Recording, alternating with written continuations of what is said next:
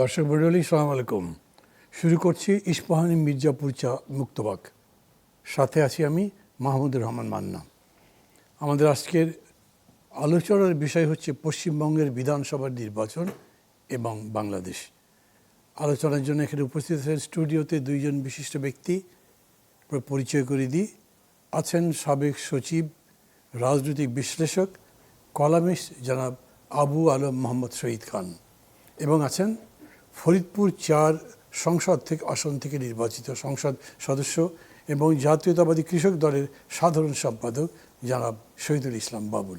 আপনাদের দুজনকে স্বাগত জানাচ্ছি। দর্শক, আমাদের সঙ্গে এই আলোচনায় যোগ দেওয়ার জন্য আমরা ইতিমধ্যে আমন্ত্রণ জানিয়েছি আমাদের কলকাতা প্রতিনিধি, চ্যানেল 24-এর কলকাতা প্রতিনিধি শুভজিৎ পুত্রতুণ্ড। আমি তার কাছে যাচ্ছি। প্রথমে সর্বশেষ পরিস্থিতি সম্পর্কে জানবো, সেখানকার ভোটের ফলাফলেরও সর্বশেষ ঘোষণা। তার কাছে যাচ্ছি। শুভজিৎ পুত্রতুণ্ড। দেখুন, পশ্চিমবঙ্গের একদম সর্বশেষ যদি রেজাল্ট বলতে হয় সেক্ষেত্রে বিজেপি 200 ঘর পার করেছে। বিজেপি 200 ঘর পার করে 202টি আসনে তাদের জয় নিশ্চিত করেছে এবং 4টি আসনে তারা এগিয়ে রয়েছে এখনো পর্যন্ত, যেটা নির্বাচন কমিশন বলছে। তবে যেটা 208টা আসনে তাদের এগিয়ে ছিল, সেখান থেকে 2টো আসন তারা কমেছে। তৃণমূল কংগ্রেস এই 2টো আসন আবার গেইন করেছে। তৃণমূল কংগ্রেস 70টা আসনে তাদের জয় নিশ্চিত করেছে এবং 11টা আসনে তারা এগিয়ে রয়েছে। এটা হচ্ছে এখন নির্বাচন কমিশনের দেওয়া সর্বশেষ তথ্য। তবে বেশ কিছু আসনে এখনো পর্যন্ত যেটা রিকাউন্টিং চলছে, এই রিকাউন্টিংটা কিন্তু এখন ভাবাচ্ছে, বেসিক্যালি বিজেপিকেও ভাবাচ্ছে, তৃণমূলকেও ভাবাচ্ছে। তারা রিকাউন্টিং নিয়ে বেশ কিছু অবজেকশন এসেছে। তারা অনেকেই মনে করছে যে বেশ কিছু ইভিএম খারাপ ছিল এবং এই ইভিএম গুলোতে তাদের মনে করছে যে ইভিএম এর সঙ্গে ভিভিপ্যাট কাউন্ট করা প্রয়োজন এবং সেই অবজেকশন তারা দেওয়ায় সেখানে এক প্রকার ব্যালট যেরকম ভাবে বাংলাদেশে কাউন্ট হয় সেই কাউন্ট হচ্ছে, ফলে বেশ কিছুটা সময় অতিবাহিত হচ্ছে। যদিও নির্বাচন কমিশন অতি দ্রুত, মানে যত দ্রুত সম্ভব তাদের যে ফলাফল সেটা কিন্তু আপলোড করে যাচ্ছে তাদের ওয়েবসাইটে। এবং নির্বাচন কমিশনের তরফ থেকেও ব্রিফিং আসে কিছুক্ষণ পর পর। যদিও একটা জিনিস পরিষ্কার যে নির্বাচন কমিশন ভোট যতটা পরিষ্কারভাবে, যতটা স্বচ্ছভাবে করাতে পেরেছে, নির্বাচন কমিশন নির্বাচন পরবর্তী সহিংসতা এখন যে পরিমাণে খবর আমাদের কাছে আসছে সেটা কিন্তু তারা সেইভাবে এতটা সহিংসতা সামাল দিতে পারছে না। বিভিন্ন জায়গায় যে সহিংসতার খবর সেটা কিন্তু আমাদের কাছে আসছে এবং সব ক্ষেত্রেই কিন্তু অভিযোগের তীর বিজেপির দিকে। বিজেপিও তাদের কর্মী সমর্থকদের নিয়ন্ত্রণের জন্য বেশ কিছু পদক্ষেপ নিয়েছে। তারা একেবারে বিজেপি রাজ্য সভাপতি শ্রমিক ভট্টাচার্য তিনি বার্তা দিয়েছেন, কর্মী সমর্থকদের সংযত থাকার কথা বলেছেন। তবে কর্মী সমর্থকদের সংযত থাকার ক্ষেত্রে তাদের গ্রাউন্ড লেভেলে তাদের যে সংগঠন, সেই সংগঠন সঠিকভাবে কাজ করছে কিনা সেটা নিয়ে কিন্তু আজকের পরে অনেকটা প্রশ্ন উঠে যাবে যে দলীয় শীর্ষ নেতৃত্বের যে হুইপ সেটা গ্রাউন্ড স্তর অব্দি পৌঁছাচ্ছে কিনা সেটা নিয়ে কিন্তু আজকে একটা প্রশ্ন উঠে যেতে পারে। এটাই কিন্তু এখনো পর্যন্ত আমরা এখানে দেখতে পাচ্ছি। আমার প্রশ্ন আপনার কাছে, কতগুলো আসনে পুনর্গণনা হচ্ছে বা রিকাউন্টিং হচ্ছে? রিকাউন্টিং হচ্ছে এখনো পর্যন্ত, যেটা দেখা গেছে 6টি আসনে, সব মিলিয়ে 6টি আসনে রিকাউন্টিং হচ্ছে এবং সেখানে ভিভিপ্যাট কাউন্টিং এর কথা বলা হচ্ছে। বেশ কিছু জায়গায় অর্থাৎ ভোটের পার্সেন্টেজ সেখানে কিন্তু খুব বেশি না, খুবই কম। 800 থেকে 900 ভোটের হেরফের, অর্থাৎ একটা করে ইভিএম হয়তো তাদের গড়মিল মনে হচ্ছে এবং সেখানে তারা কাউন্টিং এর চেষ্টা করছে। সব মিলিয়ে যেটা দেখা যাচ্ছে 11টি আসন এবং 4টি, সব মিলিয়ে 15টি আসন এখনো পর্যন্ত পেন্ডিং রয়েছে।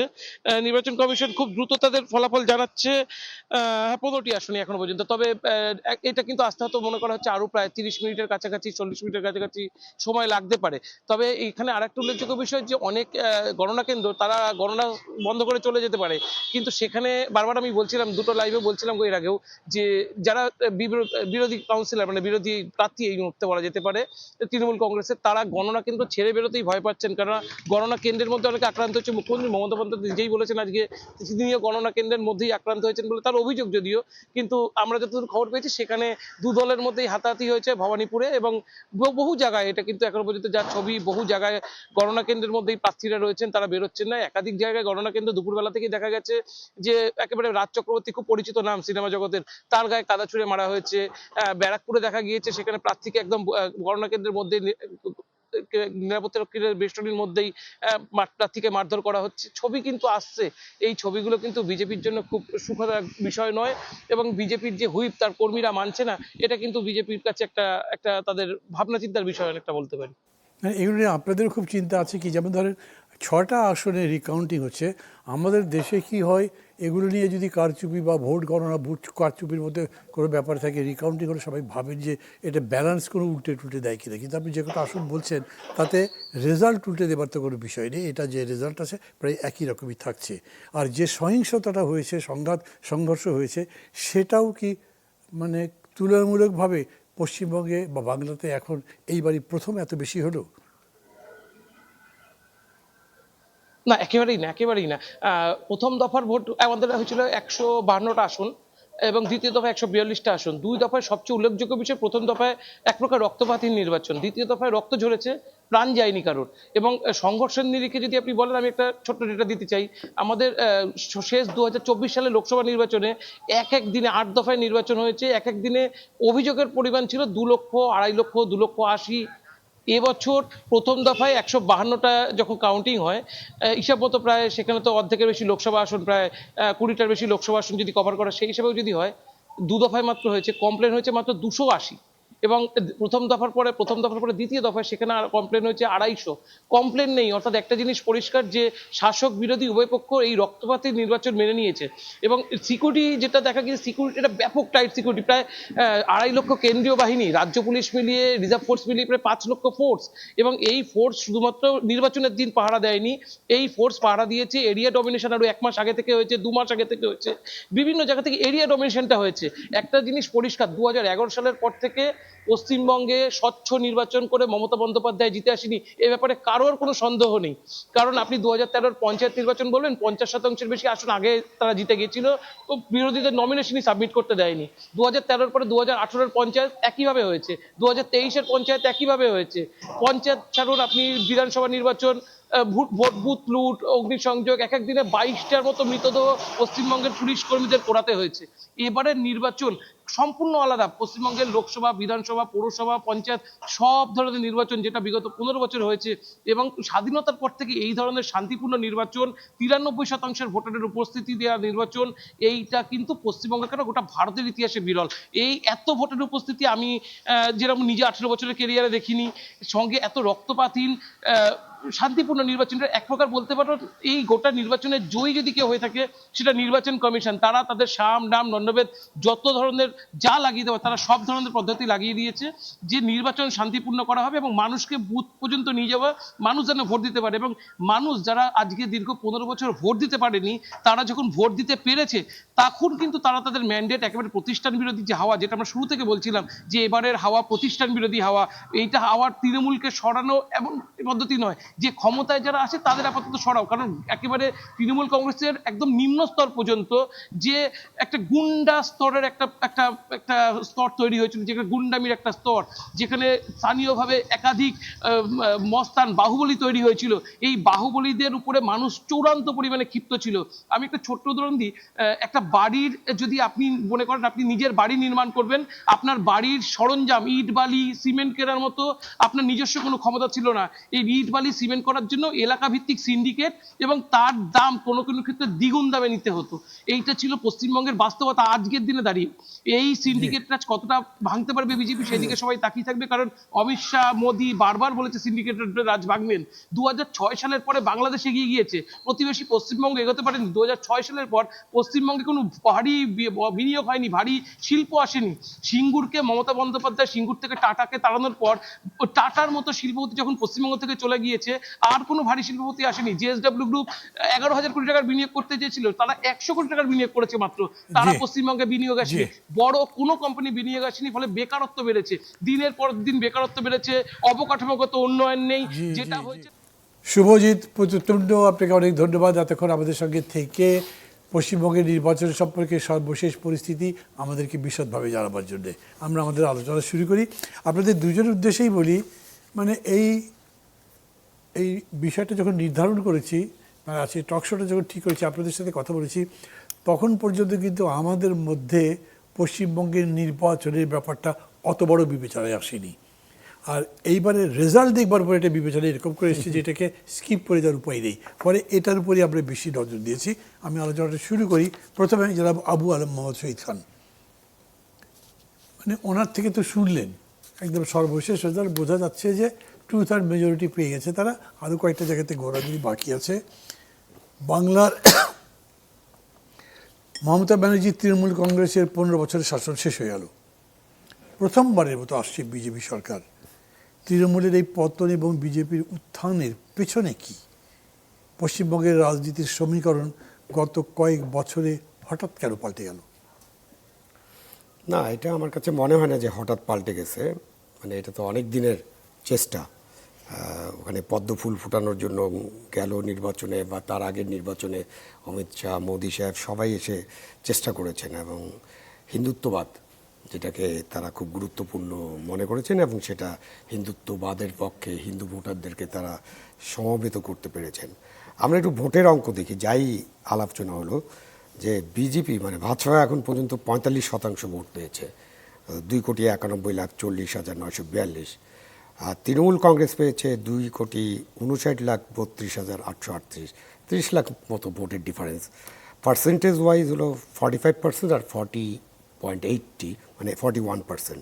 তো এখানে দুটা জায়গার ভোট আপনাকে আমি জানাতে চাই। সিপিএম তারা পেয়েছে 28,31,000 ভোট, তারা 4.45%। কংগ্রেস তারা পেয়েছে 18,88,234। এই দুইটা পার্টি কিন্তু কেন্দ্রে মোদির বিরুদ্ধে ভোট করে। এখন ধরেন এই ভোটটা যদি আপনি তৃণমূলের সাথে যোগ করেন বা তৃণমূল যদি এদের সাথে কোনো কোয়ালিশন করতে পারতো, যেটা তারা করেনি, তাহলে কিন্তু আজকে আমরা যে রেজাল্ট দেখছি সেই রেজাল্ট হতো না, উল্টা রেজাল্ট হতো। রেজাল্টটা জাস্ট সরাসরি যোগফল দেখালে এরকম হয় না, না উল্টা রেজাল্ট হতো না, চলে আসবে। কিন্তু কি হয়েছে উনি যা যা বললেন, আপনি ধরেন যে তৃণমূল কংগ্রেস এতদিন ক্ষমতায় থাকার জন্য একটা অ্যান্টি ইনকামবেন্সি ফ্যাক্টর ওয়ার্ক করবে, সেটা অন্য দলের জন্য ভবিষ্যতে ওয়ার্ক করবে। সিপিএমের জন্য এটা ওয়ার্ক করেছে আগে, যেখানে এই ভাজপা 84 সালে মাত্র 0.4% ভোট পেয়েছিল। তো সেখান থেকে তারা কিভাবে এই হিন্দুত্ববাদটাকে কিভাবে তারা ভালো মতো প্রচার করে পশ্চিমবাংলার যে হিন্দু ভোটারদেরকে তারা মোটামুটি নীরব ভোটের মতো কিন্তু হয়েছে। এই কারণে ওই যে কমপ্লেন নাই, নীরব ভোট, নীরবে লোকজন তৃণমূলের বিরুদ্ধে এসে ভোট দিয়েছে। বাট সেই সংখ্যা খুব বেশি না, একেবারে সুইপিং ভোট যে একেবারে তৃণমূলকে বাদ দিয়ে ভাজপার পক্ষে পড়েছে এরকম না। আমরা যদি কয়েকটা জিনিস আমরা চিন্তা করি, উনি বলেছেন পঞ্চায়েত নির্বাচন। আপনি যখন এই যে ভোটারবিহীন পঞ্চায়েত নির্বাচন করতে থাকেন এবং আপনার লোকজন যে দল ক্ষমতায় থাকে তাদের তৃণমূল পর্যায়ের লোকজন যখন গুন্ডাগার্দিতে জয়েন করে, দুর্নীতিতে জয়েন করে, চাঁদাবাদিতে জয়েন করে, মানুষের জীবনের উপরে হুমকি হয়ে দাঁড়ায়, তখন কিন্তু আস্তে আস্তে ভিতটা সরে যেতে থাকে। আপনার একটা আরজে কর হাসপাতালে একটা রেপ ইয়ার পরে অনেক বড় আন্দোলন হয়েছিল এবং মমতা কিন্তু একসময় নারীদের রক্ষার জন্য নারীদের কথা অনেক বলতেন এবং নারীদের ভোট অনেক বেশি পেতেন। সেই সময় মমতা ব্যানার্জি কিন্তু প্রায় টালমাটাল অবস্থা। ওই সময় আমাদের দেশেও অনেক বড় আন্দোলন হয়েছিল, তার পরে পরে এই জিনিসটা ঘটেছিল এবং সেটাতে মমতা ব্যানার্জির যে রোল, সেই রোল থেকে মধ্যবিত্ত মানুষরা তার ইয়ার বাইরে চলে যায়। শিক্ষক নিয়োগ কেলেঙ্কারি একটা হয়েছিল, যেখানে মানুষের আশা ভরসা থাকে। পশ্চিমবঙ্গের মানুষকে একটা সরকারি চাকরি বা যে কোনো চাকরির জন্য পশ্চিমবঙ্গের মানুষরা খুব উদ্গ্রীব থাকে, যেখানে বেকারত্ব অনেক বেশি। তো এই শিক্ষক নিয়োগ কেলেঙ্কারি মমতা সামাল দিতে পারেননি এবং সেখানে কত বড় কেলেঙ্কারি হয়েছে এটা হাইকোর্ট দিয়ে তারা দেখেছেন যে কত বড় কেলেঙ্কারি হয়েছে। আর তারপরেও আমি যেটা দেখেছি যে গত কয়েক বছর যখন আমরা মিডিয়াগুলো ফলো করি, পশ্চিমবঙ্গে বড় বড় মিডিয়া আছে, মমতা ব্যানার্জি অবশ্যই এইসব মিডিয়ায় প্রধান অতিথি হিসেবে বছর শেষে পুরস্কার দিতে যেতেন। আমার কাছে মনে হয়েছে যে এইসব মিডিয়াতে যে সমস্ত ড্রামা এবং যে সমস্ত সিরিয়াল প্রচার করা হয়, প্রত্যেকটা সিরিয়ালে প্রত্যেক হাসপাতালে রুগীর চিকিৎসার জন্য ডাক্তার কি করতেছেন না করতেছেন এটা তো আছেই, তার উপরে বড় কথা যে ওইখানে একটা দেবদেবী আছে, ওই দেবীকে পূজা অর্চনা করতে হয়, তারপরে ওই গাঁদা ফুলটা নিয়ে যায় রুগীকে ছোঁয়ালেই উনি ভালো হয়ে যান। এইভাবে মিডিয়া এবং সব কিছু মিলিয়ে পশ্চিমবঙ্গে এটা একটা হিন্দুত্ববাদের উত্থান। তো এই উত্থান হয়ে গেছে, এখন দেখা যাক সামনে কীভাবে আমরা বিজেপি সরকারকে পারফর্ম করতে দেখি, সেটা দেখতে হবে। সম্পূর্ণ প্রশ্ন করি, এই সরকার গঠনে কী প্রভাব পড়তে পারে আপনার মনে হয়? ধরেন রাজনীতিতে বিশেষ করে ভারতের সাথে আমাদের তো অনেকগুলো দ্বিপাক্ষিক সম্পর্ক আছে, অবৈধ অনুপ্রবেশের বিষয় আছে, আবার অভিন্ন নদীর পানি, বিশেষ করে তিস্তার চুক্তি, তিস্তার পানি বা চুক্তির ব্যাপার, সব মিলে কী দাঁড়াতে পারে? আমাদের পররাষ্ট্র মন্ত্রণালয় থেকে পররাষ্ট্র যিনি প্রতিমন্ত্রী আছেন তিনি তো বলেছেন যে এই রেজাল্টের ফলে আমাদের সম্পর্কের তেমন কোনো এদিক ওদিক হবে না। অভিন্ন নদীর পানি, তিস্তার পানি তো একটা বড় সমস্যা, এবং পশ্চিমবঙ্গ কিন্তু তিস্তার পানির ব্যাপারে পশ্চিমবঙ্গের একটা কঠোর মনোভাব ছিল মমতা ব্যানার্জি, যে কারণে কেন্দ্র চাইলেও এটা করতে পারে, এবং কেন্দ্র চাইলে এখনও করতে পারবে না যদি পশ্চিমবঙ্গ সরকার, বিজেপি সরকার হওয়ার পরে তারা যদি এটাকে আবার রিকনসিডার না করে। অনুপ্রবেশ তো একটা বড় ইস্যু হবে, কারণ স্পেশাল ইন্টেন্সিভ রিভিশন যেটা হয়েছিল মান্না ভাই তার আগে, এই ভোটের আগে, এখন এটা কি হয়েছে না হয়েছে এটা অনেক গভীরে যেতে হবে। 90 লক্ষ ভোটার কিন্তু বাদ পড়েছে, তার মধ্যে 65 লক্ষ মুসলিম ভোটার, যেটা মমতার একদম মানে নিজের 30% ভোটারের মধ্যে ছিল। সো ওই জায়গাতে যদি 90 লক্ষ ভোটার বাদ যায়, তার 65 লক্ষ যদি মুসলিম ভোটার হয়, এটা আসামে হয়েছে বাট পশ্চিমবঙ্গ নিয়ে যেহেতু আমরা আলাপ করছি, তাহলে এই 65 লক্ষ ভোটার কিন্তু তাদের নাগরিকত্ব নিয়ে একটা কোশ্চেন হবে। সো এইসব আবার আসবো, এটা একটা লম্বা আলোচনা হতে পারে। জনাব শহীদুল ইসলাম বাবুল, শুনছিলেন তো আপনি, মানে পশ্চিমবাংলাতে এরকম দেখা গেছে জানেন, 3টা দলই তো বড় বড় পার্টি, কংগ্রেস, সিপিএম, তারপরে তৃণমূল কংগ্রেস, লম্বা সময় ধরে ক্ষমতায় থেকেছে। এরাই যে ছিল তো 15 বছর, 79 বছর এরা 3 দল মিলে, 34 বছর, 30 মাঝে বছর, মাঝে বামফ্রন্ট কিছুদিন ধরে আসছিল। 34 বছর, কিছুদিন না 34 ইয়ার্স সিপিএম, 34 বছর। না যে ফ্রন্ট মিলে থাকলো না মাঝে, সেটা বলছি, যুক্ত ফ্রন্ট। জি জি, মাঝখানে যুক্ত ফ্রন্ট ছিল কয়েকদিন। যাই হোক, এখন আপনার যে মানে প্যাটার্ন থেকে কি বলে এরাও লম্বা সময় জন্য আসলো, সেটা নিশ্চয় করে বলা যায় না, কারণ পশ্চিমবঙ্গের যে ট্রেডিশন, যে যারা আসে তারা দীর্ঘকাল মোটামুটি শাসন করতে পারে, যেটা বললাম যে সিপিএম 34 ইয়ার্স, কংগ্রেস একটানা 30 বছর, তারপরে তৃণমূল কংগ্রেস 15 বছর। তো এটা এখনই বলার সময় আসে না, এখানে কংগ্রেস কেমন, এই বিজেপি কেমন শাসন দিবে না দিবে সেটা তার উপর ডিপেন্ড করছে। তবে এটা যেটা আপনি বললেন, এটা অনেকগুলো আসলে ইস্যু। ধরেন 2011 সালে মাত্র 3টা সিট পেয়েছিল বিজেপি 2011 সালের নির্বাচনে, এই বিধানসভা নির্বাচনে। সেখান থেকে শহীদ ভাই, আলম ভাই যেটা বললেন, এটা আমি বিস্ময়করী বলি কিছুটা। একেবারে মানে বাংলায় বিজেপির এই উত্থানটা, এটা মানে কি বলবো, মানে হিন্দুত্ববাদের যে উত্থানটা, এটা বিস্ময়কর আমি মনে করি। মানে এটাকে প্রধানত হিন্দুত্ববাদের উত্থান মনে করছে। হিন্দুত্ববাদের যে উত্থানটা, এটা এবং অ্যালার্মিংও বটে। এই অঞ্চলের রাজনীতি, ভূ রাজনৈতিক প্রেক্ষাপটে এটা খুবই অ্যালার্মিং। এটা নানান কারণ আছে। এটা ঠিক যে মমতার যে তৃণমূল কংগ্রেস দীর্ঘদিন 15 বছর তারা শাসন করবার পরে তৃণমূলে তাদের দলীয় নেতাকর্মী এবং আরও অনেকগুলো কারণ আছে, যেমন বিজেপির মধ্যে কিছু নেতা চলে গেল, যেমন এই শুভেন্দু, তোমারে বধিবে যে গোকুলে বাড়িছে সে, অথবা তুমি তাকে সৃষ্টি করবে সেই তোমার ধ্বংসের কারণ হয়ে যায়। তো শুভেন্দু তো তৃণমূলের ওই নন্দীগ্রামের ওই আন্দোলন থেকেই তো তার উত্থানটা বেসিক্যালি, এবং তার ভাসতে টাসতে অভিষেকের সাথে তার ক্ষমতার যে দ্বন্দ্ব বা প্রশাসনের মধ্যে তার যে মানে অতিরিক্ত ক্ষমতার ব্যবহার, এগুলোও কিন্তু পশ্চিমবঙ্গের একটা শ্রেণীর মানুষ ভালোভাবে নেয়নি। এবং যেটা ওই যে উনি বললেন আপনাদের রিপোর্টার, যে এই পঞ্চায়েতে গ্রামে গ্রামে তাদের নেতাকর্মীদের যে কি বাস্তবতা, এটা হয় আমাদের অঞ্চলের শাসনে হয়ে যায়, দীর্ঘকাল যদি শাসন করলে এটাও হয়।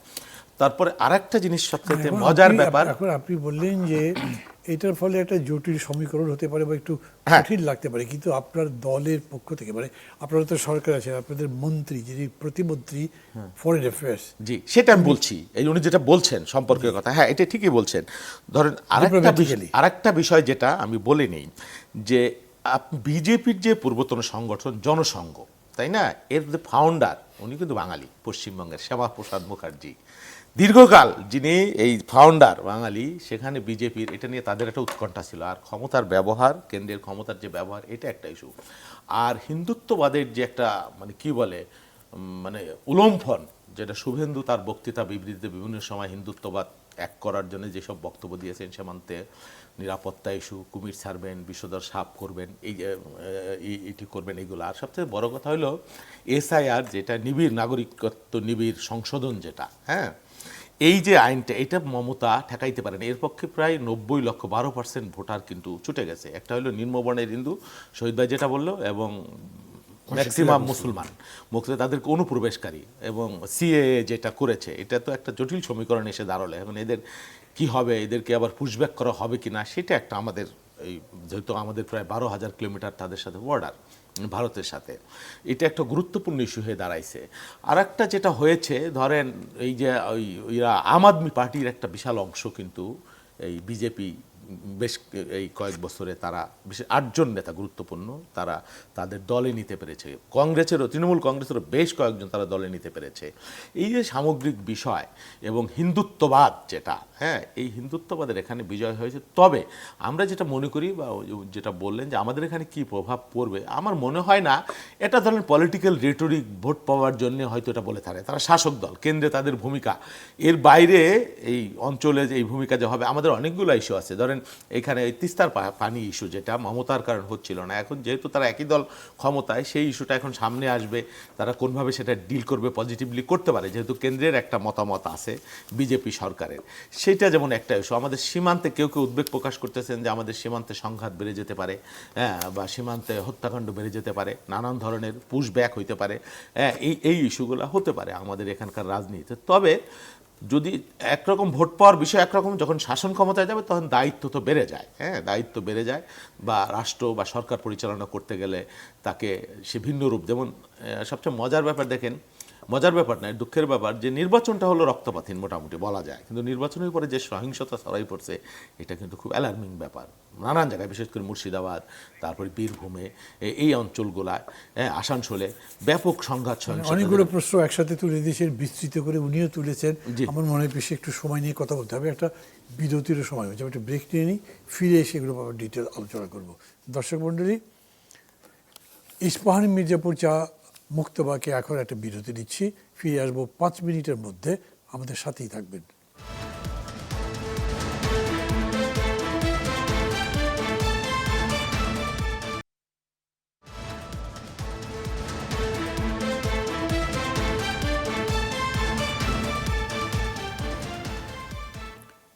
দর্শক, ফিরে এলাম ইস্পাহানি চা মুক্তবাকে। আমরা কথা বলছিলাম জানাব পশ্চিমবঙ্গের নির্বাচন নিয়ে। এখন আমরা যাব জানাব আবু আলম মোহাম্মদ শহীদ খানের কাছে। মোটামুটিভাবে ধরে নেওয়া যায় যে শুভেন্দু অধিকারী ওখানকার চিফ মিনিস্টার হচ্ছেন। অতীতে তিনি এমন কিছু কিছু কথাবার্তা বলেছিলেন, এগুলো সব মনে আছে আমাদের।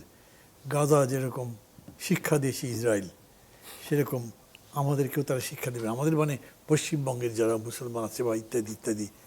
মানে কি ফিল করছেন? এরকমও তো বলেছেন যে বাংলাদেশকে ধ্বংস করতে ভারতের 4-5টা ড্রোনই যথেষ্ট। অ্যালার্ম ফিল করেন না, কি মনে করেন? এগুলোকে আমি এখন পর্যন্ত পলিটিক্যাল রিটোরিকের পর্যায়ে রাখছি, যে নির্বাচনের আগে নানান কথা বলে ভোটারদেরকে প্রলুব্ধ করতে হয়, সেটা স্বপ্ন দেখাতে হয়।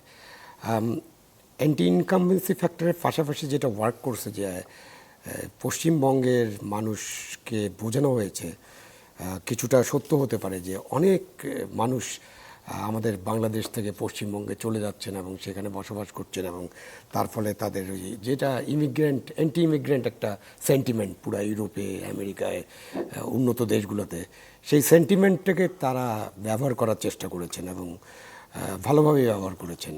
এবং যে কারণে ওই যে স্পেশাল ইন্টেনসিভ রিভিশনের নামে যে কাজটা করা হলো, তার কিছুটা হয়তো সঠিক আছে, বাট মানে লার্জার সাইডে যখন আমরা দেখি 90 লক্ষ ভোটার একবারে বাদ পড়ে যাওয়া এবং তার মধ্যে 65 লক্ষ মুসলমান ভোটার বাদ পড়ে যাবেন, তখন কিন্তু এটা খুব অ্যালার্মিং মনে হয়।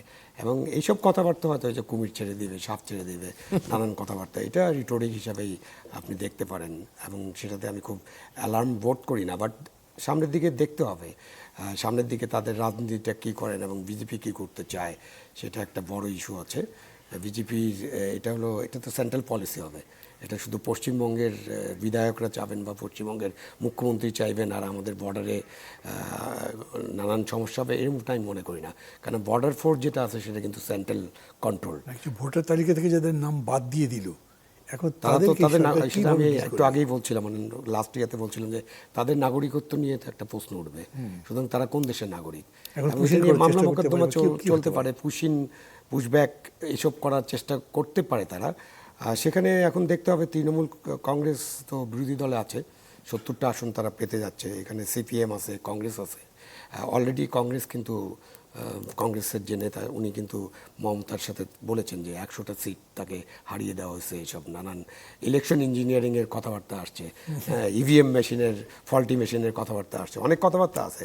সুতরাং এখন তাদের রাজনীতিটা কী হবে, তারা কিন্তু এইটা একটা এই স্পেশাল ইন্টেনসিভ রিভিশন নিয়ে তাদের এখন জোরদার রাজনীতি করার একটা সুযোগ আছে। এবং তাদের উপর যে হামলা হচ্ছে, হামলার কারণে এটা ইন্ডিয়া তো একটা বড় কান্ট্রি, এবং ইন্ডিয়াতে কিন্তু মোদির যে সেন্ট্রাল গভর্নমেন্ট সেটা কিন্তু 2/3 মেজরিটি নিয়ে এখন আসে নাই, এবং ইন্ডিয়াতে বিভিন্ন স্টেটে কিন্তু তার অনেক সমস্যা আছে, হ্যাঁ ছোট ছোট দল আছে। সুতরাং এগুলো নিয়ে সবাই মিলে ঐক্যবদ্ধভাবে হয়তো তারা মোকাবেলা করার চেষ্টা করবেন, এবং বাংলাদেশকেও অ্যালার্ট থাকতে হবে, এবং যে কোনো পরিস্থিতিতে বাংলাদেশকে এই ইস্যুগুলোকে শুধুমাত্র দ্বিপাক্ষিক ইস্যুতে না রেখে প্রয়োজন বোধে এটা আন্তর্জাতিক ইস্যুতে রূপান্তরিত এই সময় এই ব্যাপারে আন্তর্জাতিক ইস্যুর মতো প্রয়োজন বোধে যখনই সম্ভব, মানে যখনই প্রয়োজন হবে।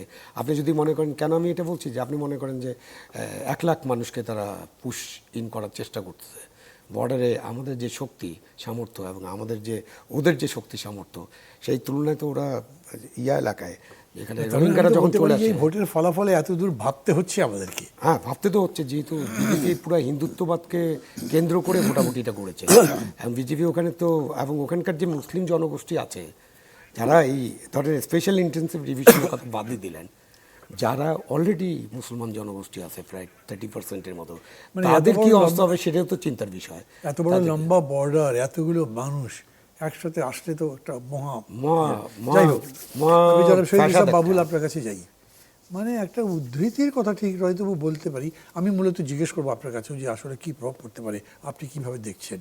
ইনি শুভেন্দু অধিকারী বলেছিলেন না যে এখন পর্যন্ত শেখ হাসিনাই বাংলাদেশের বৈধ প্রধানমন্ত্রী, একদিন হবে উনি যাবেন, আর যারা যারা এইসব করেছে আন্দোলন ইত্যাদি তার তার পায়ের কাছে পড়ে ক্ষমা ভিক্ষা করবে ইত্যাদি ইত্যাদি, সেটা বলেছেন উনি। এই কথাটা সব মিলেই আপনি বলেন এটার মেলোড্রামা, পলিটিক্যাল মেলোড্রামা বা রেটরিক হিসেবে শহীদ ভাই যেটা, আলম ভাই যেটা বললেন, আমি সেটাই মনে করি। এখন দেখা যাক উনি যদি মুখ্যমন্ত্রী হন তখন তার ভূমিকাটা কি হয়। এটা তো প্র্যাকটিক্যাল না, তার যেটা বক্তব্য ভোট পাবার জন্য নানান রকমের ফন্দি ফিকির বা হিন্দুত্ববাদ প্রতিষ্ঠার জন্যে বা তার মানুষের আস্থা অর্জনের জন্য উনি হয়তো এটা বলেছেন, বাট সেটা তো প্র্যাকটিক্যাল না। এই যে সাপ সারবেন, কুমির সারবেন, এই বক্তব্য দিয়েছেন। তারপরে তিস্তা ইস্যুতে তার কেন্দ্র কী ভূমিকা রায়, সেই ভূমিকা, এগুলো অনেকগুলো বিষয় অবজার্ভ করবার ব্যাপার আছে, হঠাৎ করেই বলা যাবে না। তবে সবচেয়ে বড় ব্যাপার কি, ভারত তো বৃহৎ গণতন্ত্রের দেশ। এই যে 93%, 92%-এর বেশি ভোট পড়েছে, এটা তো বিস্ময়কর ব্যাপার। দুনিয়ার কোথাও এরকম ভোট, এটা একটা রেকর্ড। আমি মনে করি এটা গণতন্ত্র হোক, হিন্দুত্ববাদের বা উগ্রপন্থার যেটাই আমরা বলি উত্থান হোক, কিন্তু গণতন্ত্রটার কথা আমাদের মানতে হবে যদি আমরা গণতন্ত্রে বিশ্বাস করি। শুভেন্দু অধিকারী কি বলেছেন সেটা হয়তো ধরেন আপনি আগামী দিনের একটা স্পেকুলেশনের জায়গায় রাখতে পারেন, কিন্তু তাদের সেন্ট্রাল ইউনিয়ন মিনিস্টার যিনি হোম মিনিস্ট্রিতে আছেন, স্বরাষ্ট্রমন্ত্রী, সামাজিক মাধ্যম এক্সে লিখেছেন, নিশ্চয়ই দেখেছেন, নির্বাচনের ফলাফলের প্রেক্ষিতে বলেছেন বাংলার জনতাকে কোটি কোটি প্রণাম। এই বিপুল জনাদেশ ভয়, তোষণ এবং অনুপ্রবেশকারীদের রক্ষকদের বিরুদ্ধে বাংলার মানুষের জোরালো জবাব। অনুপ্রবেশকারীদের রক্ষকদের বিরুদ্ধে এই রায়টা একটা বিরাট জবাব। হ্যাঁ, সেটা বলেছে যে তৃণমূল স্বরাষ্ট্রমন্ত্রী বলছেন, হ্যাঁ বলেছেন, এখন সেটা বলেছেন, এটা তাদের মানে অ্যাকশন প্ল্যান বা তাদের অ্যাক্টের উপরে ডিপেন্ড করবে অনেক কিছু। এখন দেখা যাক, কেন্দ্র যদি এটা বলে থাকে বা বলেছে, এখন বাংলাদেশের সাথে ভারতের যে সম্পর্ক, এটা তো আঞ্চলিক, এটা কেউ অস্বীকার করতো না। এবং তাদের সাথে এই আওয়ামী লীগকে তারা প্যাট্রোনাইজ করবার কারণে বা দীর্ঘদিন তো ভারত বাংলাদেশের মানুষের মধ্যে একটা বৈরী সম্পর্ক ছিল, বা একটা কি বলে দলের সাথে তাদের সম্পর্ক ছিল, বা সরকার প্রধানের সাথে সরকারের সাথে সম্পর্ক ছিল, মানুষের সাথে সম্পর্ক ছিল না। সেই সম্পর্কটা যদি তারা উন্নতি করতে চায়, প্রতিবেশী সুলভ করতে চায়, বা সমতার ভিত্তিতে করতে চায়, বন্ধুতার ভিত্তিতে করতে চায়, তাহলে তাদের এই অ্যাকশন প্ল্যান থেকে সরে আসতে হবে। যেটা বিশেষ করে সীমান্তে আমরা তো দেখছি যে বিএনপি ক্ষমতায় আসছে 2 মাস 2.5 মাস হলো, সীমান্তে সেই রকম তাদের অ্যাগ্রেসিভ তো আমরা ওইভাবে দেখিনি। একজন বোধহয় মারা গেছে না, 2 জন এই কয়েক মাসে। সেটা যদি আমরা গড় হিসাব করি তাহলে সেই সংখ্যাটা কম। আমরা চাই যে তারা মানে স্টেট টু স্টেট একটা বন্ধুত্বপূর্ণ সম্পর্ক মর্যাদার ভিত্তিতে তৈরি করবে। বিগত দিনে প্রভু এবং মানে কি বলবো দাস হিসেবে যেই সম্পর্কটা ছিল, সেই সম্পর্কটা না রাখুক, এবং সেটা যদি হয় রাষ্ট্র সরকার হিসেবে নিশ্চয়ই আমাদের অবস্থান আমাদের গ্রহণ করতে হবে। অতএব আপনাদের দুজনের কথার মধ্যেই আছে যে আমাদেরকে সব ভালো একটা কিছুর জন্য আশা করে থাকি, খারাপ কিছু হলে তার জন্য যাতে মোটামুটি তৈরি হ্যাঁ, হচ্ছে। সেটাও আমরা আমরা ওই প্রসঙ্গ এখন বাদ দিয়ে এখন দেশের মধ্যে আসি। আপনাকে দিয়ে শুরু করি। আপনি কৃষক দলের কেন্দ্র নেতৃত্বে আছেন। প্রশ্ন ঘুরে তার কাছেও যেতে পারতাম, কিন্তু সরাসরি আপনাকেই যদি জিজ্ঞেস করছি, Sure. সাম্প্রতিক সময়ে ডিজেলের ভর্তুকি দাম বৃদ্ধি, একই সাথে গ্রামাঞ্চলে ব্যাপক লোডশেডিং, গ্যাসের অভাবে একের পর এক সার কারখানা বন্ধ হওয়া, সারের প্রাপ্যতার সংকট এবং দাম বৃদ্ধির সম্ভাবনা তৈরি হয়েছে। কৃষিতে কী প্রভাব ফেলবে? আপনারা তো কৃষক কার্ডের কথা বলছেন, এই কার্ডের মাধ্যমে কৃষকরা কী ধরনের সুবিধা পাবেন? কার্ড কি এই সংকটে কৃষকদের কোনো কাজে আসবে? সার্বিকভাবে আমি জিজ্ঞেস করতে চাইছি, কৃষকদের ধরে আপনি বলেন সামগ্রিক এই পরিস্থিতিটা। না, ঠিকই বলেছেন আপনি। লোডশেডিং মাঝখানে বেড়ে গিয়েছিল। আমি কালকেই গ্রাম থেকে আসলাম, মানুষকে জিজ্ঞেস করলাম, লোডশেডিংয়ের পরিমাণ তুলনামূলক কমেছে, বাট লোডশেডিং আছে, এটা সত্য। কমেছে? হ্যাঁ, কমেছে, এটা শিওর। আমি মানুষকেই জিজ্ঞেস করলাম, তারাই বললো যে কিছুটা কমেছে এই বিগত 3-4 দিনের। যেটা এটা কি শুধু আপনার এলাকা থেকে সারা দেশে? না, সারা দেশেই কমেছে। আপনি যদি খবর নেন আমি নিশ্চিত। কিছু খবর নিতে হবে কেন? কালকে নিশ্চয়ই পত্রপত্রিকা দেখবো বা কত নিউজে বলবে, আজকে কোনো নিউজে বলেনি এরকম। না, আমার কাছে এই আপনার ন্যাশনাল গ্রিডে তো আরও বেশ কয়েকশো মেগাওয়াট, যেটা আমাদের ছিল 16,000 সামথিং মেগাওয়াট, আমাদের এর আগে 1500 মেগাওয়াটের মতো আমাদের লোডশেডিং ছিল। সেটা 1100 বা 1200 মেগাওয়াট এসে ঠেকেছে। লোডশেডিং আছে, নাই একেবারে সেটা বলছি না, কিন্তু মানে প্র্যাকটিক্যালি আমি এলাকায় গেলাম, মানুষের কাছে জিজ্ঞেস করলাম, বলে আগের চাইতে একটু কম, আগে আরও বেশি হইতো এবং খুবই সাংঘাতিক অবস্থায় ছিল, তার চাইতে কমেছে। তেলের প্রবলেম সলভ হয়েছে, কোনো পাম্পে আমি এত গাড়িও দেখিনি, আমি ঘুরে আসলাম, নিজেও যেটা দেখেছি। আগে তেলের যে সমস্যা ছিল হঠাৎ করে কীভাবে গেল আমি জানি না, এটা কমেছে। এখন আপনি যেটা বলেছেন কৃষকদের যেটা ব্যাপার, সার বা কৃষি কার্ডের যেটা, আমি কি বললেন আপনি? তেলেরটা হঠাৎ করে দেখলাম, মানে হঠাৎ করে কেন কমে গেল? না, কেন কমলো সেটা অন্য আলোচনা। আপনি হয়তো মানুষের রাস্তা, তেলের দাম বাড়িয়েছে, তেলের দাম বাড়বে, যারা মজুত করেছিল তারা হয়তো সেটা মার্কেটে আসতে পারে। আমি কারোর মধ্যে গেলামই না, কিন্তু এটা থেকে একটা ইন্ডিকেশন যে আমাদের জ্বালানি বা তেলের সংকট নাই আর বা কমে গেছে। আমি দেখছি না এটা, সেটা তেলের পাম্পগুলোতে আপনি এখনো যদি যান দেখবেন সেখানে দেখছি তো, হ্যাঁ, ভিড়টা কমে গেছে। হ্যাঁ, ভিন নাই বা তেলের সংকট আছে সেটা মনে হচ্ছে না, বা মানুষের যে উদ্বিগ্ন উৎকণ্ঠা সেটা নাই, এটা পরিষ্কার। এখন এই যে কৃষকদের সমস্যা, হ্যাঁ, কৃষকদের যে সমস্যা, এর সাথে বলেন হাওরেও যে বিরাট একটা আমি ঘটনা সেটা বলছি তার সাথে আবার কৃষক আমি বলছি। আপনি বোধহয় জেনেছেন যে প্রথম ক্যাবিনেট মিটিংয়ে 15 লক্ষ কৃষকের 1,200 কোটি 1,500 কোটি টাকা 12 লক্ষ কৃষকের কৃষি ঋণ মাফ করে দেওয়া হয়েছে। কৃষকদের সর্বোচ্চ 10,000 টাকার কৃষি ঋণ মাফ হয়ে গেছে প্রথম। তার মানে কৃষকের প্রতি বিএনপি একটা সিম্প্যাথাইজড। এই যে হাওরে যে ধান হয়ে গেল হঠাৎ করে বৃষ্টিতে রাতের বেলায়, কিশোরগঞ্জ, ময়মনসিংহ, নেত্রকোনা এবং সুনামগঞ্জ এই অঞ্চলটাতে গভর্নমেন্টের সিদ্ধান্ত হয়েছে যে এই 3 মাস প্রত্যেক কৃষককে 7,500 টাকা করে প্রণোদনা দেওয়া হবে প্রত্যেকটা কৃষককে। এটা সরকারের একটা সিদ্ধান্ত তাৎক্ষণিকভাবে, এবং এই রাত থেকেই সরকার শুরু হয়েছে, এটা শুরু হয়ে যাবে এবং পাবে আগামী 3 মাস। এই কাজ শুরু হয়ে গেছে, আমি জানি সেটা। আর কৃষকদের যে কৃষি কার্ডের ব্যাপারে বললেন বা সারের যে ব্যাপার বললেন, এটা আমি কৃষিমন্ত্রীর সাথে নিজে কথা বলেছি যে সারের কি ব্যাপার। সারটা তো আসলে অনেক সার আমাদের মিডল ইস্ট থেকে আসতো, কাতার থেকে আসতো। আমাদের 68 লক্ষ বা 70 লক্ষ মেট্রিক টন সারের প্রয়োজন আছে।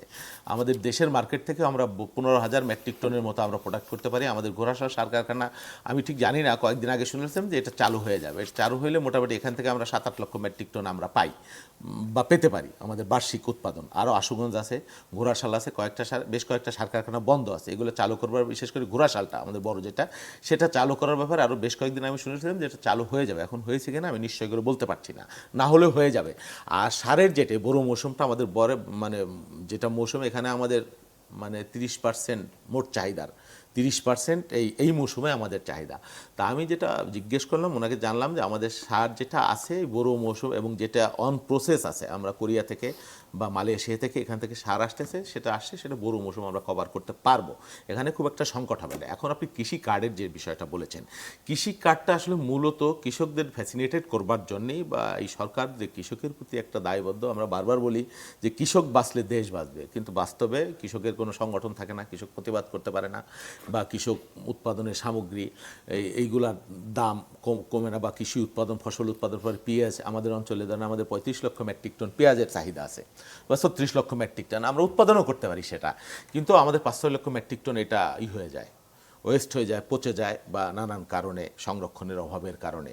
সেইটা কিভাবে সংরক্ষণ করা যায়? যেমন আমি আমার এলাকায় এয়ার ফ্লো মেশিন নামে একটা মেশিন আছে, এক একটা মেশিনে মোটামুটি 250-300 মন পেঁয়াজ সংরক্ষণ করা যায়। আমি বিতরণ করছি, সরকার পক্ষ থেকে দেওয়া হচ্ছে। এই আগামী সপ্তাহে আমি অনেকগুলা মেশিন, প্রায় 70-80টা মেশিন 3 থানায় আমার বিতরণ করব, কর্মসূচি দেওয়া আছে, ওরা রেডি করছে। তো এই প্রচেষ্টা চালানো হচ্ছে। আর কৃষি কার্ডের মাধ্যমে মূলত আমরা তখন আলোচনা করছিলাম, সরকার এটা নিয়ে কাজ করছে, এটা দলকে ইনভলভ করা হয় নাই, সরকার এটা করছে। আমি যতটুকু জেনেছি যে প্রত্যেক কৃষকের কি কি ফসল সে উৎপাদন করে, কার কতটুকু জমি আছে, কোন ধরনের ফসল উৎপাদন করে, কোন জায়গায় সরকারের প্যাট্রোনাইজেশন দরকার। ইউনিয়ন পর্যায়ে কিন্তু আমাদের কৃষি কর্মকর্তা আছে 2 জন করে, উপসহকারী কৃষি কর্মকর্তা। তারা কি কাজ করে, আসলে কতটুকু কাজ করে, কৃষকের কি কি প্রয়োজন হয় তাকে, বা একজন কৃষককে আমি কিভাবে প্যাট্রোনাইজ করতে পারি, কৃষক তাকে মানে কতটুকু তার টাকার অভাবে সে করতে পারছে না, উন্নত মানের বীজ কিভাবে দেওয়া যায়, বা কিভাবে অন্তত একটা ফসল উৎপাদনের প্রণোদনা, যা প্রান্তিক কৃষক যাতে সে বসে না পড়ে, তাকে কিভাবে একটু টেনে তোলা যায়, এই সামগ্রিক একটা ডেটা বেস করে কৃষকের পাশে থাকা, তার কি পরিমাণ সার দরকার, কি পরিমাণ ওষুধ দরকার। আমরা কিছুদিন আগে চায়না গিয়েছিলাম, সেখানে দেখলাম যে আধুনিক কৃষির একটা চমৎকার মানে তারা ট্রেন্ড তৈরি করেছে। তারা এমন প্রযুক্তি নির্ভর কৃষি তৈরি করেছে যে ফসলের মাঠে না গিয়ে ঘরে বসে বসে মাঠের তার কি আর্দ্রতা, মাটির কতটুকু আর্দ্রতা, আপনি জানলে অবাক হবেন। আমাদের এখানে শুধুমাত্র সার এবং পানির মিসম্যানেজমেন্টের কারণে বছরে 12 থেকে 13 হাজার কোটি টাকা মানে অতিরিক্ত খরচ হয়। এটা যদি আপনি ঠিকভাবে আধুনিক কৃষির মাধ্যমে যত পানির ওয়েস্টেজ হচ্ছে, যেখানে পানি প্রয়োজন নাই, পানির মাটির আর্দ্রতা মানে পানি দিয়ে ভিজিয়ে রাখতেছেন আপনি, এটা প্রয়োজন নাই। এই যে বিজ্ঞান ভিত্তিক কৃষি, এটাকে কিভাবে এগিয়ে নেওয়া যায় বা সাশ্রয় করা যায়, সার অতিরিক্ত সারের ব্যবহার। এগুলো তো কৃষক কার্ডের সাথে কোনো সম্পর্কিত না, এগুলোও কৃষক কার্ডের সাথে সম্পৃক্ত হবে পর্যায়ক্রমে। কারণ কিভাবে হবে, একটা ডেটাবেজ, আপনার কতটুকু জমি আছে, আমি বলছি আপনার কতটুকু জমি, আপনার কি পরিমাণ সার লাগবে, সেই অ্যাসেসমেন্টও রাষ্ট্র বা কৃষি বিভাগ করে দিতে পারে। এর চাইতে বেশি সার আপনি কেন আজ পর্যন্ত করেনি, করবে, সেই পরিকল্পনাটা স্কিমের মধ্যে আছে, সেই পরিকল্পনাটাও আছে সরকার। সেটা কিন্তু কৃষক কার্ডের মধ্যে না, না কৃষক কার্ডের সাথে আপনি ওইটা একটা বেনিফিট তৈরি করছেন, যেটাকে বলেন যে তা থেকে ফ্যাসিলিটেট করবেন, তার জন্য আপনি এগুলো তৈরি করলেন। কার্ড তৈরি করার পরে ওটার ক্রাইটেরিয়া ঠিক করবেন, কারা কারা এখান থেকে কি কি ধরনের ফ্যাসিলিটি পেতে পারে। এই গ্রাউন্ড ওয়ার্কগুলো তো কিছু করা হয়নি এখনো। না না, আমাদের এটা যে মূল প্ল্যান হলে একটা ডেটাবেস ভিত্তিক একটা কার্ড হবে। ডেটাবেস ভিত্তিক একজন কৃষকের কি পরিমাণ জমি আছে, এইটা তো রাষ্ট্রের কাছে। ওটা আপনি খুব সুন্দর বলেছেন, কিন্তু কি পরিমাণ জমি আছে, কি কি চাষ করে, কি চাষ করেন, অসুবিধা হয় সেই অনুযায়ী তাকে তার কি কি সার প্রয়োজন, এক এক কৃষক যেই সার প্রয়োজন তার চেয়ে বেশি সারও সে অনেক সময় নিয়ে যায়। But is it a fact যে এর ভিত্তিতে কাজ হচ্ছে? এটা হচ্ছে, আমি শিওর, আমি জানি, সেজন্য আমি বলছি। এটা থেকে আপনি বলছেন, আমি অন্য কোনো নেতার কাছে শুনি, আমি পত্রিকায় পড়ি না, টিভিতে আপনাদের, আমি বলি এটা হিউজ থিং আপনি যা বলছেন। এটা বিএনপি ক্ষমতায় আসবার আগে, আরো কয়েক মাস আগে থেকে আমি আবার আপনার কাছে আসবার একটু আপনার কাছে শুনি। আমি প্রশ্নটাকে করতে চাইছি যে বললেন যা উনি, সেটা সুন্দর, উনি তো এমনিতে ভালো বলেন এবং বহুদিন ধরে কৃষক সংগঠন করছেন, তার আইডিয়াও খুব ভালো আছে, কিন্তু এটা কি থিওরিটিক্যালি থাকছে কেমন, এটা কি প্র্যাকটিক্যালি কোনো ইমপ্লিকেশন দেখছি কি আমরা? না, কি মনে করে সামগ্রিক এখন পর্যন্ত তো আমরা দেখছি না, সেটা ট্রু। উনি বলছেন যে এগুলো তার কৃষক কার্ডের সাথে এগুলো কানেক্টেড হবে। সো ডেটাবেস করা, আমাদের যে ডিজিটাল ডেটাবেস আছে তাতে কিন্তু এটা করা খুব কঠিন কাজ না। আমাদের উপজেলা পর্যায়ে তো কৃষক, উনি তো শুধুমাত্র বলেছেন যে তাদের 2 জন কর্মকর্তা আছেন, বাট প্রত্যেক ব্লকে একজন করে ব্লক সুপারভাইজার আছেন। মানে আমাদের প্রাথমিক শিক্ষা, এখন তাদেরকে উপসহকারী কৃষি কর্মকর্তা। তো আমাদের যে প্রাথমিক শিক্ষা যেরকম একেবারে প্রত্যেকটা গ্রামে গ্রামে আছে, এরকম কৃষকদের জন্য মানে আমাদের যে এগ্রিকালচার কর্মীরা, তারা কিন্তু প্রত্যেক গ্রামে আছে। সুতরাং এই ডেটাবেস করা খুব কঠিন হবে না, ডেটাবেস করা সম্ভব। এইসব করার সময় যেহেতু উনি বলছেন যে দল ইনভলভ হচ্ছে না, এটা একটা খুব ভালো দিক। মানে কতক্ষণ ইনভলভ হবে না সেটা আমাদেরকে দেখতে হবে।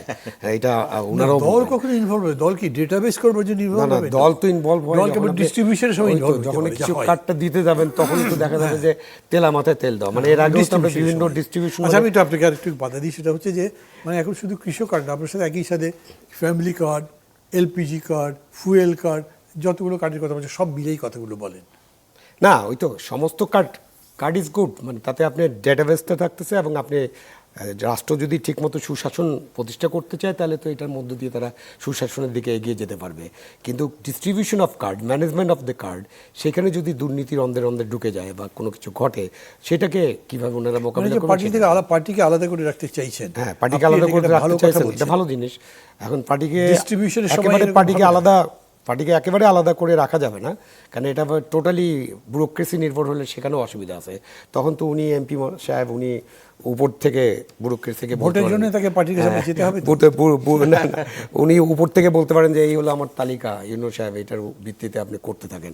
যে অতীতে যা হয়েছে, আমাদের অভিজ্ঞতা তো খারাপ, ওই যে আমরা যে ঘর পোড়া গরু সিঁদুরে মেঘ দেখলেই চমকায়, সেই কারণে আমরা বলছি যে এই জিনিসগুলোকে কিভাবে ম্যানেজ করতে পারেন তারা, এখনই এই 2 মাসের মধ্যে কিন্তু এটা অ্যানালাইসিস করা যাবে না, মানে এর কনক্লুশন টানা যাবে না। ধরেন আরও 3-4 মাস দেখি আমরা, তখন আমরা বুঝতে পারবো যে উনি যা বললেন আজকে সেভাবে কাজটা হচ্ছে কিনা।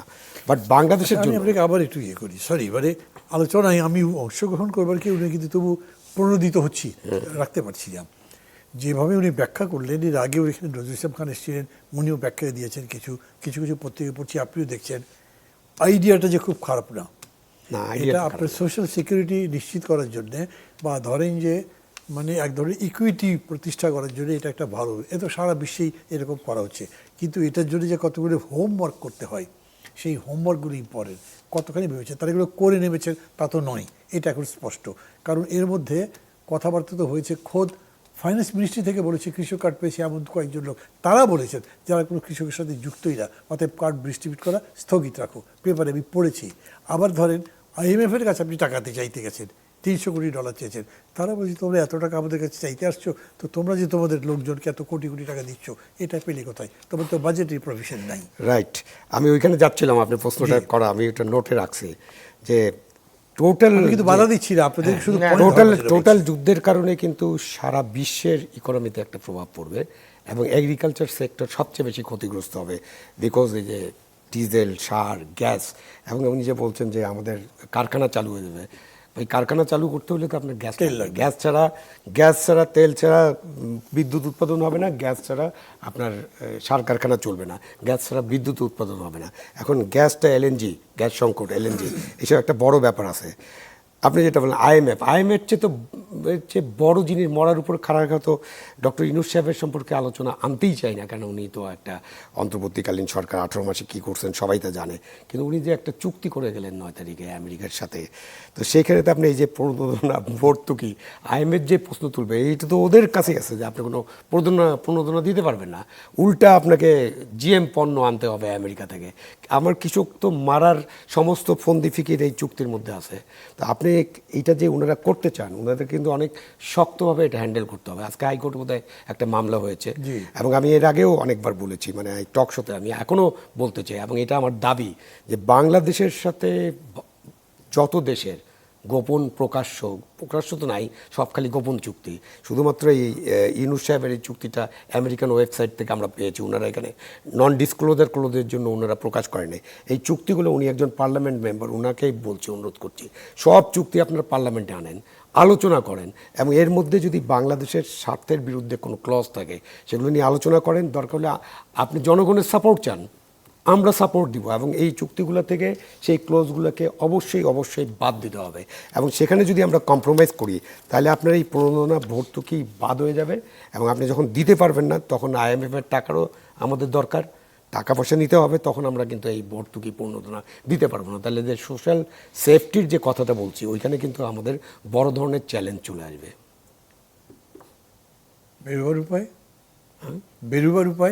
বেরোবার উপায় জনগণকে উদ্বুদ্ধ করা, বেরোবার উপায় এইসব চুক্তি পর্যালোচনা করা।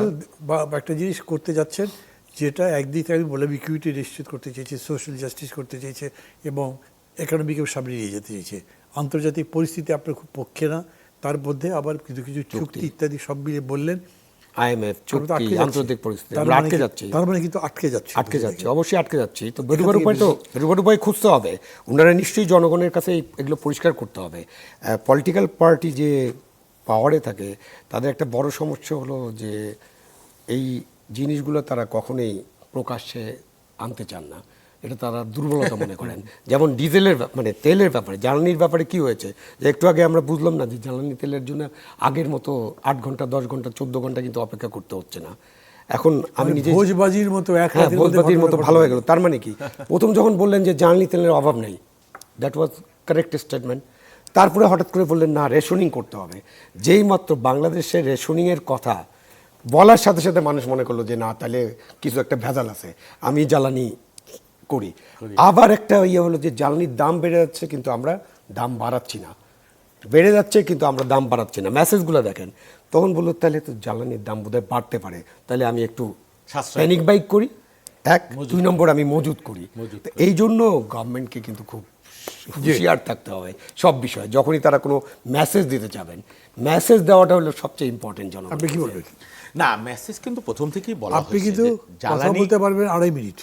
না, আপনি ঠিক 2.5 আছে, মিনিট বলবেন, উনি 2.5 না মিনিট বলবেন, শেষ তারপর করো, শেষ অসুবিধা করবেন। নাই। জ্বালানির যে ক্রাইসিস নাই সেটা ক্যাটাগরিক্যালি বলা হয়েছিল যে আমাদের এই পার্লামেন্টেও এটা নিয়ে আলোচনা হয়েছে, আগে হয়েছে, পরে হয়েছে। আমাদের এই এই ইয়ে আছে, ডিপোজিট আছে, বা এটা আমাদের পাইপলাইনে আছে, এবং পাইপলাইনে আছে, আসছে, এবং মে পর্যন্ত, আরও আগে বলা হয়েছে যে মে পর্যন্ত আমাদের জ্বালানি সাফিসিয়েন্ট আছে। তারপরেও জ্বালানির দাম, যারা জ্বালানির ব্যবসার সাথে জড়িত, এবং মানুষের মধ্যেও আমাদের নানান ধরনের বেশি প্রচার প্রপাগান্ডাও আছে এর কারণ, বা বিশ্বের যুদ্ধ পরিস্থিতি, সেটা তো আছেই, সারা দুনিয়ায় এই প্রবলেম তৈরি হয়েছিল, মানুষের উৎকণ্ঠা ছিল যে জ্বালানি কি না কি হয়, এবং এইটাকে কেন্দ্র করে যারা তেলের ব্যবসার সাথে জড়িত পাম্প মালিক, তাদের মধ্যে মজুত করার, এবং জ্বালানির তেল যে বাড়বেই দাম, এটা তো মোটামুটি নিশ্চিত সবাই। তো যেহেতু বাড়বেই, তো আমি মজুত করে রাখি, কিছু যাই করতে পারলাম। আপনি ওরা সূত্র ধরেই শুধু বলছেন। একজন মুদির দোকানদারও একটা ক্যান নিয়ে দাঁড়াই। আবার প্রশ্নটি শুনে নেন, তারই সেটা শুনে। জি, বলেন। ইতিমধ্যে ধরেন 2 মাসে আপনারা 73,000 কোটি টাকা ঋণ নিয়েছেন, টাকা ছেপেছেন। না, ছাপাই দেওয়া হয়নি তো, বলছে বাংলাদেশ ব্যাংক তো যেটা বলছে যে না, টাকা ছাপাই আমরা দিইনি এখন পর্যন্ত। সব জায়গাতে এটাই আছে। আপনারা প্রায় 40,000 কোটি টাকার মতো ছেপেছেন। হ্যাঁ, আমি জানি না, কারণ এই ব্যাপারে সত্যটা তো সরকারই বলবে, ব্যাংকই বলবে। আমরা তো ছাপতেও দেখি নাই, আর আমরা টাকা মিলিয়েও দেখিনি, তা সম্ভব না আমাদের পক্ষে। আমি বলতে চাইছি যে সংকটের কথা উনি বললেন, যেখানে টাকার ক্রাইসিস, আপনারা IMF এর কাছে তো টাকা চেয়েছেন 300 কোটি টাকা, এবং এই ফার্স্ট কিস্তি এটা যেটা আসবার কথা সেটা আসেনি। কিভাবে তারা সামাল দেবে? না, সেটা গভর্নমেন্ট ধরেন অন্য জায়গায় ব্যয় সংকোচনের একটা ব্যাপার আছে। আর একটা ব্যাপার বলি, শোনেন, প্রতি বছর আমাদের এখান থেকে যেই পরিমাণ প্রতি মাসে টাকা পাচার হয়ে যেত, সেটা আপনি রেশিও করেন কত মাসে কি পাচার হয়েছে। আপনি 30 লক্ষ বা 32 লক্ষ কোটি টাকা যদি পাচার হয়ে থাকে 15 বছরে, তা প্রতি বছরে প্রতি মাসে কত টাকা পাচার হয়। আমরা মনে করছি যে টাকা পাচার নেই, আমাদের রাজস্ব যেটা, সেটা রাজস্ব কীভাবে বৃদ্ধি করা যায়, সেটা একটা পরিকল্পনা তো সরকারের নিতেই হবে, এবং সিরিয়াসলি পরিকল্পনা নিতে হবে, এইটা একটা ইস্যু। অন্যদিকে ব্যয় সংকোচন কিভাবে করা যায়, যেরকম করে তারপর আরো একটা বলেছেন, আপনাদের অনেক কষ্ট সহ্য করতে হবে, এবং ব্যবসায়ীদের ইঙ্গিত করেছেন, ব্যবসায়ীরা মনে করেছে ট্যাক্স ভ্যাট বেড়ে যাবে। সেটা বাড়তেই পারে, সেটা বাড়তে তো পারেই, অবশ্যই বাড়তে পারে সেটা কারণ আমাদেরকে তেলের পিছনে যে অতিরিক্ত ব্যয় করতে হলো, এটা তো একটা বাস্তব ভিত্তিক কারণ। আপনার LNG যেখানে কিনতে হয়, কাতার থেকে LNG আনা হয়, সেই LNG আনা যাচ্ছে না। সিঙ্গাপুরের স্পট মার্কেট থেকে দ্বিগুণের বেশি দামে আমাকে কিনতে হচ্ছে, কারণ আমার চাহিদা তো আছে এখানে। সেখানে আপনার হাজার হাজার কোটি টাকা, প্রায় $2 বিলিয়ন বেশি টাকা আমি শুনেছি, বা 2.5 বিলিয়ন 3 বিলিয়ন ইতিমধ্যে এক্সট্রা অতিরিক্ত টাকা এর পেছনে ব্যয় হয়েছে। তো এই টাকাটা তো আকাশ থেকে আসবে না, আমার রাষ্ট্রের মধ্য থেকেই এটা সংস্থান করতে হবে। সেই জন্যে ভিন্ন জায়গায় ব্যয় সংকোচন করে রাজস্ব আয় কীভাবে বৃদ্ধি করা যায়, বা বিশ্বব্যাংক IMF এর সাথে। থ্যাংক ইউ যতখানি বলতে পারবেন আপনি তা বলেছেন, এবং বেশ ভালো বলেছেন। জি, থ্যাংক ইউ। জনাব আবু আলম মোহাম্মদ শহীদ খান, আমি একটু আরেকটা প্রসঙ্গে আসি আপনার কাছে, কিন্তু 2 মিনিট সময় পাবেন। হোম মিনিস্টার সালাউদ্দিন আহমেদ বলেছেন যে এইবারে যে সংসদ হয়েছে সেটা সবচেয়ে ইতিবাচক ইতিহাসের মধ্যে সবচেয়ে সফল সংসদ। আজকে বলেছেন না, সবচেয়ে সফল সংসদ হতেই পারে। আমি আসলে এখনই এই সংসদ বা এই সরকার এই 2 মাসের মধ্যে, মানে 66-68 দিন হয়েছে, আর সংসদ তো মাত্র 25 দিন বোধহয় বসেছিল। সুতরাং এর মধ্যেই এটা সবচেয়ে সফল বা সবচেয়ে ইতিবাচক। এটা তো ওই যে রিটোরিক তো থাকবেই, আমাদের রাজনীতিবিদরা সবসময় রিটোরিক ব্যবহার করবেন। রিটোরিক না বললে তো আমরা আবার রিটোরিক নিশ্চয়ই থাকবে, কিন্তু ফ্যাক্ট ডিসটরশন করতে পারবেন না। ফ্যাক্ট হলো এই সংসদে অনেক আলোচনা হয়েছে। এই সংসদে আপনার 133টা যে অধ্যাদেশ ছিল, তার মধ্যে অধিকাংশ অধ্যাদেশকে তারা আইনে পরিণত করেছেন। অনেকগুলো গুরুত্বপূর্ণ অধ্যাদেশের বিষয়ে কোনো সিদ্ধান্ত হয়নি, বাট সময় আছে। আপনি যখন আইন করতে চান তাহলে আপনি অনেক ভেবে চিন্তে, মানে ইউনূস সাহেব 18 মাসে যতগুলো অধ্যাদেশ করেছে, সব অধ্যাদেশ ঠিক মতো এবং সব প্রয়োজনীয় ছিল, সব আইন মেনে হয়েছে, এরকমটা ভাবার কারণ নেই। সুতরাং এগুলো নিয়ে আলোচনা হতে পারে, বা কিছু কিছু অধ্যাদেশ নিয়ে আরও গভীর আলোচনা করে তারা আলোচনা যেতে পারেন। এখানে সংসদে বিরোধী দল 2-3 বার ওয়াকআউট করেছে। বিরোধী দল ওয়াকআউট করেছে, সংসদ ছিল, প্রাণবন্ত ছিল এক অর্থে বলতে পারেন, সংসদ ভালো ছিল। সামনে সংসদে আমরা দেখবো যে এই সংসদ আরও কীভাবে কাজ করে। বাট ধরেন যে খুব একটা সার্টিফিকেট দেওয়ার সময় এখন আসেনি, কনক্লুশন টানতে পারছি। ধন্যবাদ জানাব আবু আলী মোহাম্মদ শহীদ খান এবং জনাব শহীদুল ইসলাম বাবুল, আপনাদের দুজনকেই। দর্শক, শেষ করতে যাচ্ছি আমাদের এই অনুষ্ঠান আজকে। এটা তো স্বীকার করতে হবে আমরা একটা ক্রান্তির সময় পার করছি। ক্রান্তি মানেই বিপ্লব বলছি না, ক্রান্তি মানে যখন ইতিহাস বাঁক নেয়, ইতিহাস তার মোড়টা বেঁকে যায়। আমরা একেবারে 15 বছরের মতো একটা স্বৈরতন্ত্রের মধ্যে ছিলাম, নিখাদ ডিপট একটা স্বেচ্ছাচারিতার মধ্যে ছিলাম। সেটাতে বিদ্রোহ করে, বিপ্লব করে বা যাই বলি, অভ্যুত্থান করে আমরা পরিবর্তন করেছি। তারপরে গণতন্ত্রের একটা সৌধ নির্মাণ করতে যাচ্ছি। বাধা বিঘ্ন প্রশ্ন, বোঝা না বোঝা, পরস্পরের প্রতি অবিশ্বাস বিশ্বাস সব নিয়েই কিন্তু আমরা যাচ্ছি। এবং এটাই স্বাভাবিক। গণতন্ত্রের এই যাত্রাপথ কখনোই মসৃণ নয়, নিষ্কণ্টক নয়, এটা একেবারে সুগমও নয় যে আমরা সবাই মিলে একইভাবে যেতে পারবো, আমাদের নিজেদের মধ্যে কোনো ভুল বোঝাবুঝি হবে সেরকমও না। তার মধ্যে যদি আবার বাইরের যে অন্যান্যগুলো প্রশ্ন যেমন যদি আসে, সমস্যা যদি আসে, যেগুলো চ্যালেঞ্জের মতো, যেমন ধরেন পশ্চিমবঙ্গের নির্বাচন, আলোচনা করলাম কেন, এটা আমাদের সামনে কি সমস্যা তৈরি করতে পারে, আমরা কিভাবে পার হতে পারি, এখন থেকে ভাবা ভালো। এমনিতেই তো মধ্যপ্রাচ্যে ইসরায়েল এবং আমেরিকা যে ইরানের বিরুদ্ধে যুদ্ধ, এটা এখন থেমে গেছে তা বলা যাবে না। তার ইম্প্যাক্ট আমরা দেখছি কৃষির উপরে, অর্থনীতির উপরে। সব কিছু মোকাবেলা করে এগিয়ে যেতে হবে। এখন আবেগ দিয়ে চলবার সময় নেই। আমি প্রায়ই বলি থেকে আজকে আবারও বলি যে প্রচণ্ড আবেগ নিয়ে আমরা স্বৈরতন্ত্রের বিরুদ্ধে লড়াই করেছিলাম, জানবাজি, একদম 2 হাত উঁচিয়ে জীবন দিয়ে বলেছিলাম স্বৈরতন্ত্রকে পরাস্ত করবই, করেছি। এখন কিন্তু এই আবেগ দিয়ে হবে না, এখন বুঝে শুনে খুব শান্তভাবে কি করলে আমরা কোন সংকট কীভাবে মোকাবেলা করে সামনে যেতে পারি, কৃষক কার্ড বলেন, ফ্যামিলি কার্ড বলেন, যাই আছে সেটা দিয়ে অর্থনীতির পরিবর্তন করতে পারি, অথবা সামগ্রিকভাবে অর্থনৈতিক পরিকল্পনা কি করতে পারি, সব মিলেই সামনে দিকে যেতে হবে। একটা নতুন বাংলাদেশ গড়ব, যে এই বাংলাদেশ হবে কল্যাণের, সমগ্র জনগণের জন্য একটা কল্যাণ রাষ্ট্র। সবাই ভালো থাকবেন, খোদা হাফেজ।